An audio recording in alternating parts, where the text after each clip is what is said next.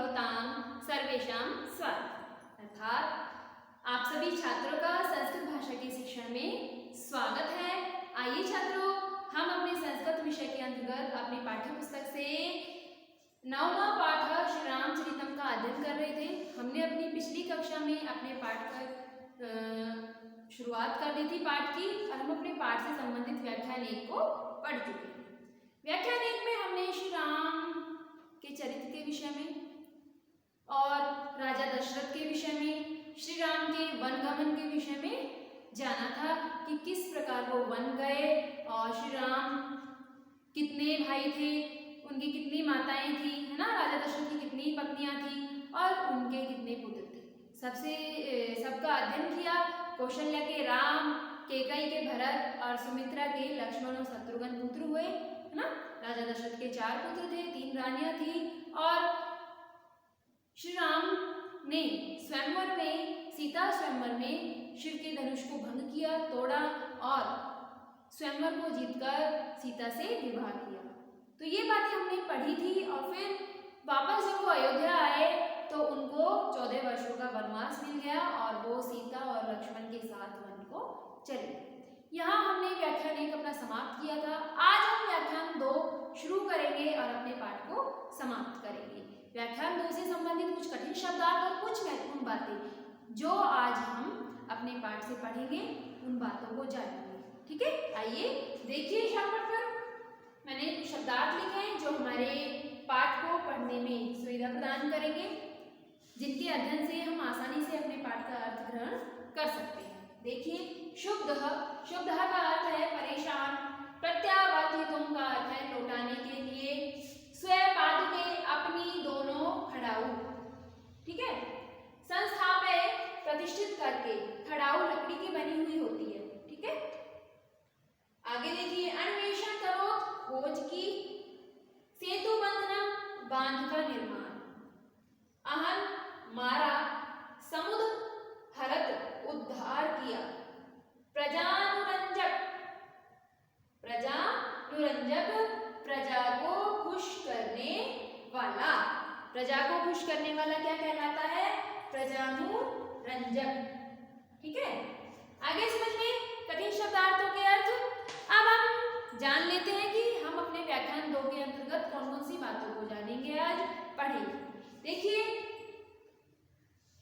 व्याख्यान 1 में हमने जहाँ पर हमारा व्याख्यान 1 खत्म किया था, समाप्त किया था, वहां हमने पढ़ा था श्री राम वन को चले गए और उस समय तक भरत अपने नाना के घर थे, है ना।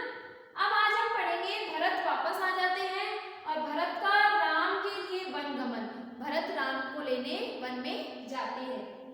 लेकिन आगे क्या होगा ये हम अपने पाठ से पढ़ेंगे। फिर सीताहरण के विषय में भी हम अपने पाठ से पढ़ेंगे।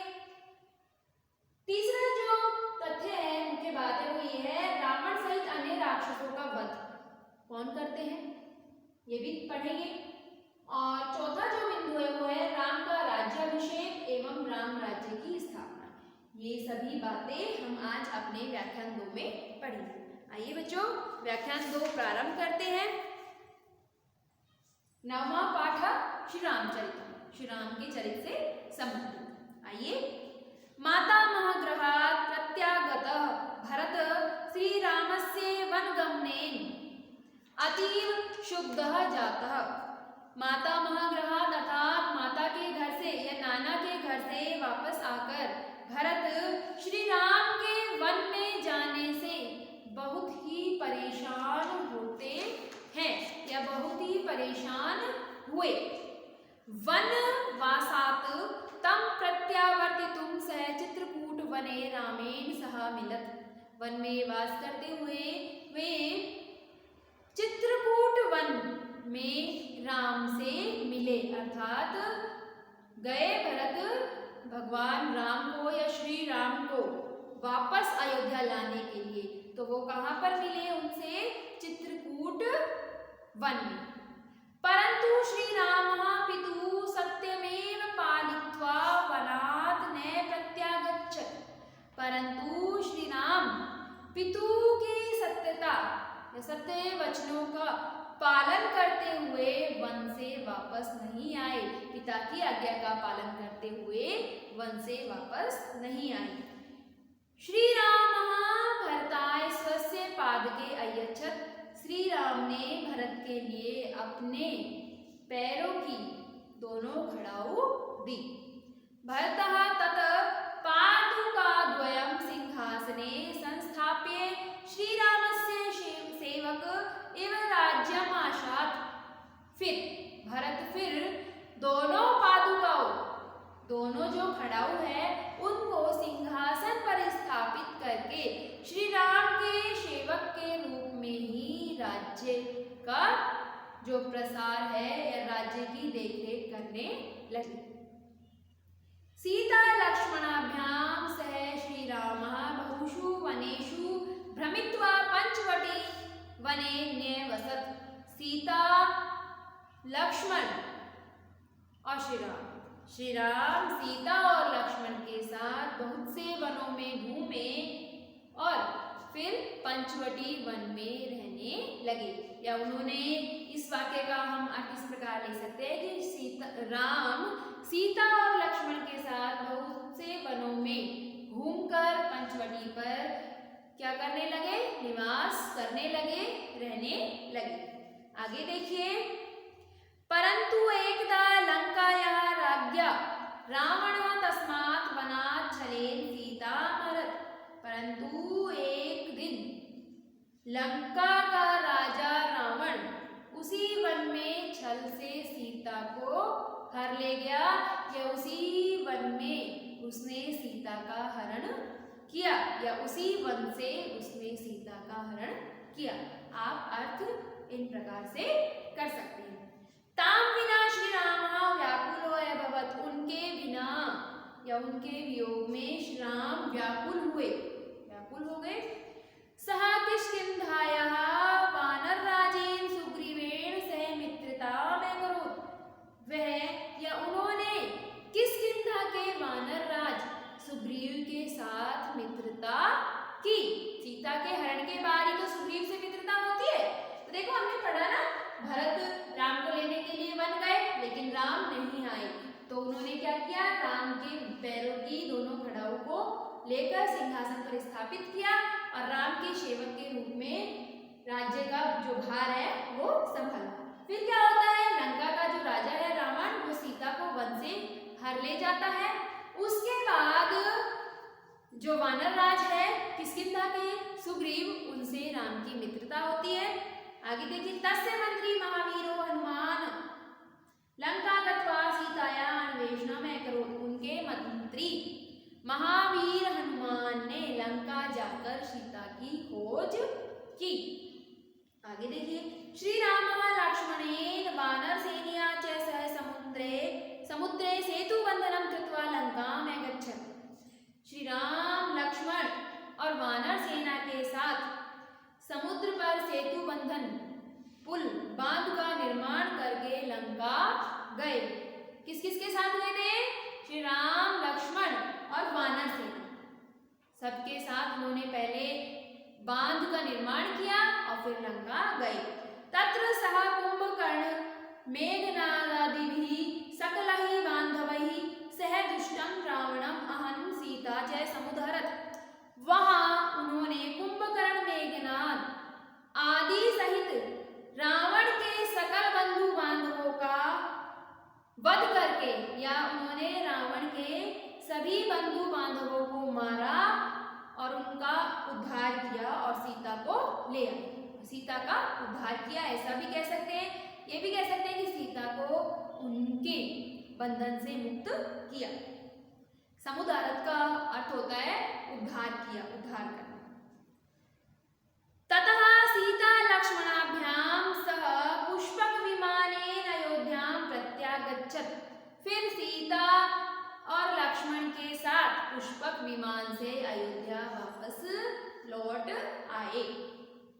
अयोध्यायां श्री रामस्य राज्याभिषेकः अभवत्। अयोध्या में श्री राम का राज्याभिषेक हुआ।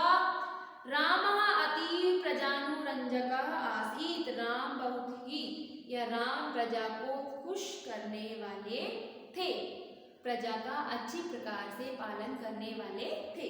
प्रजानुरंजकः का अर्थ होता है प्रजा को खुश करने वाला। आगे देखिए, तस्य राज्ये भयम् अपराधः अकाल मरणं रोगः अनाचार आदि अनुचितं किमपि नासीत्। उनके राज्य में भय, अपराध, आकस्मिक मृत्यु, रोग, अनाचार आदि कुछ भी अनुचित नहीं था।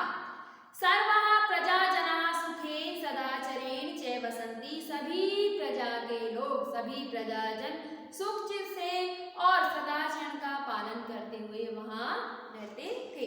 अतः अद्यापि राम राज्य में शासनस्य आदर्शः मन्यते। अतः आज भी राम के राज्य या राम के शासन को आदर्श माना जाता है, राम राज्य को ही आदर्श माना जाता है। जनाः इदानीमपि रामायणं परम श्रद्धया पठन्ति। लोग रामायण को भी बड़ी श्रद्धा, परम श्रद्धा के साथ पढ़ते हैं। लोग इस रामायण को परम श्रद्धा के साथ पढ़ते हैं, या जन इसलिए भी रामायण को परम श्रद्धा के साथ पढ़ते हैं। इस प्रकार से हम वाक्य का अर्थ कर सकते हैं। दोबारा से देख लीजिए इस पंक्ति का, दोनों पंक्तियों का अर्थ। अतः अद्यापि राम राज्य में शासनस्य आदर्शे मन्यते।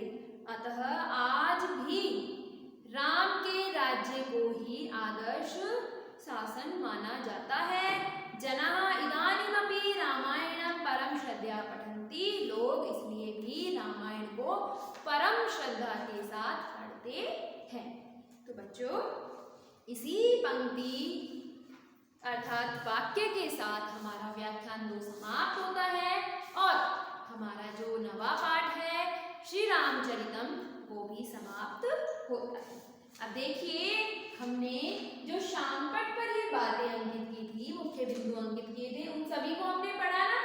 भरत का राम के लिए वन जाना भी हमने पढ़ा, सीता हरण भी हमने पढ़ा, रावण सहित अन्य राक्षसों का वध, कुंभकर्ण, मेघनादी आदि उनके जो संपूर्ण बंधु बांधव थे उनको सभी को राम ने मारा, राम का राज्याभिषेक हुआ और राम राज्य की स्थापना हुई।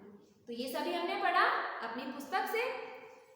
तो अब आपको अपना संपूर्ण पाठ स्वयं से पढ़ना है, स्वयं से अध्ययन करना है, मौखिक उच्चारण करना है संस्कृत के वाक्यों का और श्री राम से संबंधित, मैंने व्याख्यान 1 में भी आपको बताया था, फिर बता रही हूँ, श्री राम से संबंधित पंचवाक्यों को आप संस्कृत में याद करेंगे, उनको लिखने का प्रयास करेंगे और उनका मौखिक उच्चारण भी करेंगे, कंठस्थ करेंगे श्री राम से संबंधित 5 वाक्य। ठीक है बच्चों, इस पाठ से संबंधित जो अभ्यास कार्य है वो हम आपको करा देंगे।